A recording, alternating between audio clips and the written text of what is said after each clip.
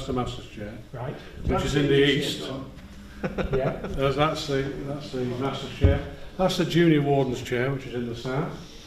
And that's the Senior Warden's chair, which is in the west. Okay. Do you want to sit in Where's north? Where's north? Yeah. It's got to be there, isn't it? Oh yeah. It's opposite the south. There's not a chair. That'd be a fancy chair. No, but that's the secretary's. That's the secretary's Right. table. That's what we like to do. So the secretary and the treasurer usually sit there. Right, right. That's it. Yeah. And all of your ceremonies are performed in this room? They are. Right, okay. I did talk about the deacons through there, didn't I? You did? Well, they sit there. Right. That's the junior deacon's chair. Yep. That is the senior deacon's chair, the one with The staff? the staff, Yeah. which has got a dove there and an olive branch on the top of it, if you see. Yes, to match their To match their collar. colour. Yeah. And they carry those when they walk around the lodge. Yeah, Right. with they help the candidates during the ceremony. First, second, and third. The junior deacon does the perambulations and everything during the first degree, and the senior deacon does the work in the second and third, and the junior deacon assists him during those ceremonies. So yeah. But really, they're pivotal roles, the deacon's roles within the lodge ceremonies. Yeah. Sure. And you've got the black and white checkered pavement, which is symbolic. Okay. Of what? The lights and the darknesses, the joys and the sorrows of this existence on this earth. Right. Okay. Okay. So that's very symbolic. Yeah. Sort of tessellated border, black and white. And so the ceremonies take place really around this area, Okay. the central area of the lodge. Yeah. You don't get to walk on it? Well, I mean, it's not prohibited. No, but it's part of the rituals that it's... Well, usually we do what we in craft masonry we do what we call squaring the lodge. Right. So we usually walk around the outside. Right. Okay. But it's not to say we don't walk on the middle of it. No. Sure. Not prohibited. No.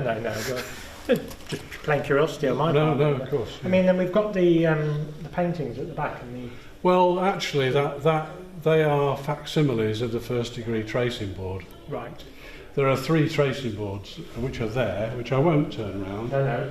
But in actual fact, those 2 are facsimiles of the first degree tracing board, which is, again, is very symbolic. It's you can see the black and white checkered pavement on it. Yes.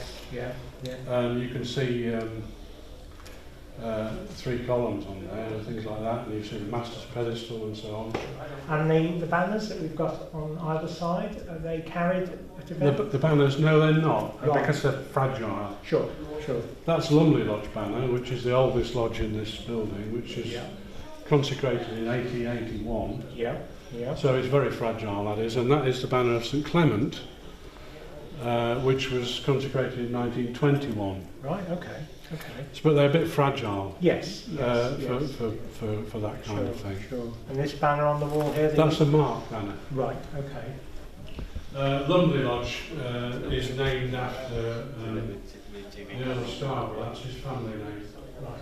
who owned a lot of property, land in Skegness. Yes. And he was actually, Lawrence Lumley, who died in 1967, was the Grand Master in the craft.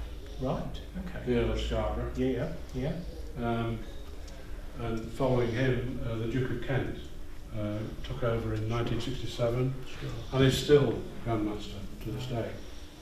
Yeah. Well, it's been absolutely fascinating. I think it's, as I've said before, it's great what you're doing, opening the doors up, and allowing people to see inside, and hopefully just get rid of a few myths. Well, we'd like to dispel the myths surrounding Freemasonry. Yeah. And I think... And allow people to come and have a look for themselves. Absolutely. And also, this is part of the reason why we're doing it, is to help people understand what big donators you are as well to charity, and the support you do as well. We don't shout about that. Exactly, I know that, but I think it's important.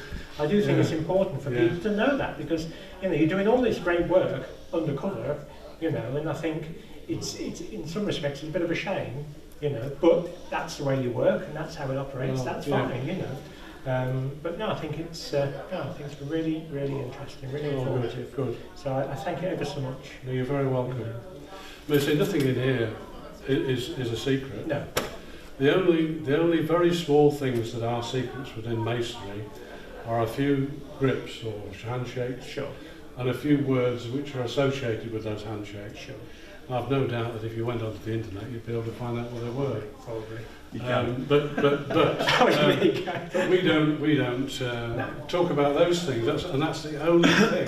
Yeah. Nothing else in masonry is a secret. And let's be honest, any organisation has a secrets anyway. You know, I think so. Yeah. You know. Now it's been absolutely fascinating, and I really thank you for your time today. Well, you're very welcome. Thank you. Okay, thank you. Thank you.